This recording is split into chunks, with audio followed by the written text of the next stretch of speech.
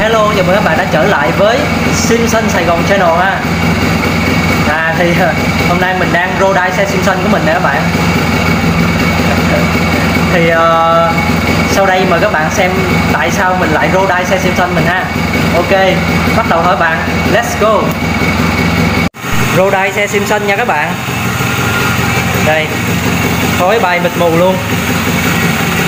Cây quạt nè, cho nó mát các bạn. Thì là mình mới làm hơi mới các bạn. Thì cái hơi cũ của mình là hơi 60 phân khối đó các bạn, là 41 á. Bây giờ là mình xuống thành 50 nhưng mà có tứ các bạn ơi. Đây, khói bay mịt mù luôn đó.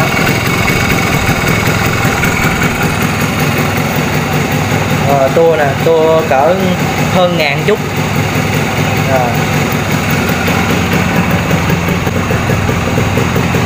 Khói quá trời.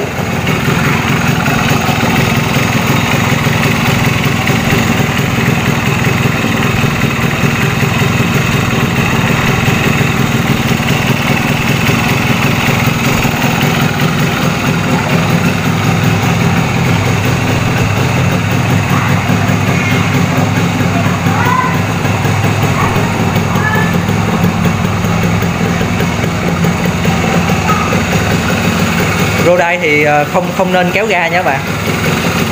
Cứ để đó, để ga nó nhanh tí đó. Nói chung là chơi code lớn, chơi phân khối lớn chán rồi các bạn. Bây giờ xuống lại thành 50 rồi. Vẫn đang road đai nha các bạn. Nãy giờ road đai cũng cả tiếng đồng hồ rồi đó. Nói chung là tại vì mới làm cho nên cái hơi nó hơi nặng, cho nên là phải cho nó nổ hoài vậy đó. Khói bay là coi như là nhạt nhà luôn. Đấy rồi.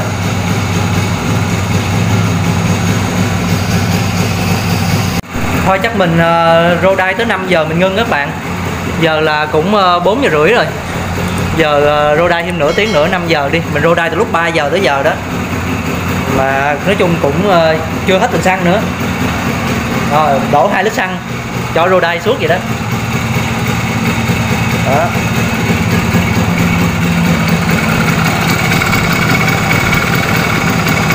Cũng êm lắm các bạn ơi. Thì xuống code nhỏ mà xuống cháy 38 mà. Chứ hôm bữa là xài cháy 41 lận, 60 phân khối. Nhưng mà cái bộ hơi kia thì nó hơi bị gặp chút vấn đề, cho nên là mình mới xuống, quyết định xuống hơi 50 trở lại, coi như là xuống zin đó.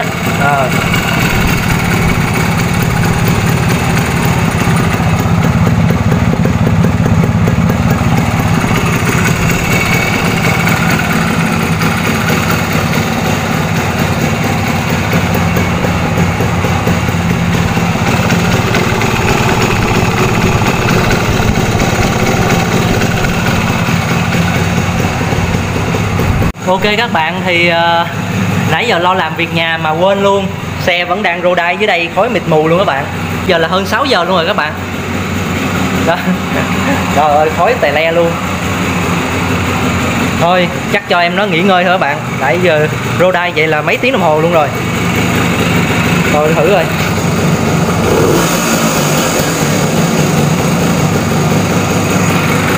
Mở đèn thôi nè.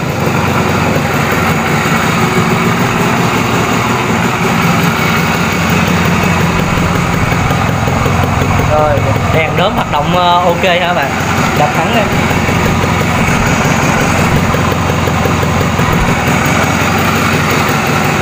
Đi nhanh.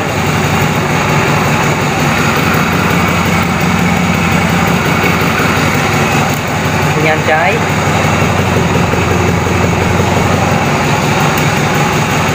Đốt pha. Mình thử rồi. Đó, có pha.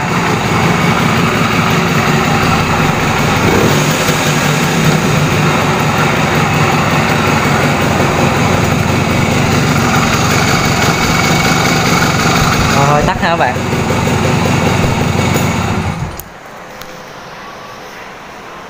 Rồi ok các bạn, thì qua video này thì mình cũng muốn giới thiệu đến các bạn là xem Simpson S51 của mình đang trong quá trình roll die ha các bạn. Thì sau khi mà mình thay đổi bộ hơi của nó ha các bạn, thì mình đã hạ từ hơi 60 phân khối, tức là trước đây là sử dụng trái piston là 41, thì bây giờ mình hạ xuống thành zin tức là 50 phân khối, nhưng mà 50 phân khối mà có tứ nha các bạn, tức là sử dụng trái piston là 38,75 nha các bạn. Nhưng cũng hứa hẹn là sẽ chạy mượt mà không thua kém gì cái hơi 60 phân khối trước đây nha các bạn. Đó. Thì là mình rất là cảm ơn các bạn đã dành thời gian theo dõi kênh của mình. Nhưng mà mình cũng qua đó cũng mong các bạn sẽ tiếp tục subscribe và like cho những video của mình ha, để mình có thêm nhiều động lực, ra thêm nhiều video hay hơn để phục vụ các bạn. Đây, thì sắp tới là sau khi mà mình cái hơi này nè nó hoạt động trơn tru rồi các bạn, thì mình sẽ thực hiện những cái vlog là đi Simpson vòng quanh Sài Gòn. Rồi thôi bây giờ mình cũng kết thúc video tại đây, mình thu gọn những cái dụng cụ này nọ lại. Hơi ồn nha các bạn, tại vì phải có cái cây quạt để nó thổi cái bộ hơi á, nãy mình roll die cho nó mát ha.